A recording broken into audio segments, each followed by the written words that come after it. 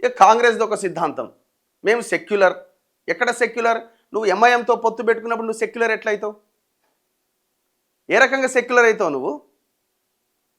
నువ్వు ఇక్కడ బీజేపీని తిడతాడు, అవతల పోయి ఎంఐఎంని పొత్తు పెట్టుకుంటాడు. ఎంఐఎం ఏమంటది? 15 నిమిషాలు సమయం ఇస్తే తీడ్చి పడేస్తాం హిందువులను అందరిని వాడు మాట్లాడతాడు. వాళ్ళతో వీళ్ళు పొత్తు పెట్టుకుంటారు. ఎక్కడి సెక్యులర్? బీఆర్ఎస్ ఇంకొక సెక్యులర్, వాళ్ళది ఇంకా భయంకరమైన సెక్యులర్. వాళ్ళు అటు బీజేపీతో రెడీ, ఇటు ఎంఐఎంతో రెడీ, ఇటు కాంగ్రెస్తో రెడీ. ఎక్కడి పార్టీలు, ఎక్కడ ఐడియాలజీ, దరిద్రుడు అంతా.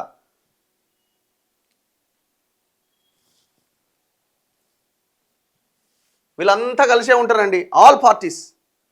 సెక్యులర్ అన్నోడు కలిసే ఉంటాడు మతతత్వ పార్టీలతో. ఒక ధర్మం కోసం పనిచేస్తున్న అన్నోడు సెక్యులర్ పార్టీలతో చట్టాపట్టాలు వేసుకొని తిరుగుతాడు. ప్రజల్ని పిచ్చోళం చేస్తున్నారు, ఆయా పార్టీల కార్యకర్తలని పిచ్చోళం చేస్తున్నారు.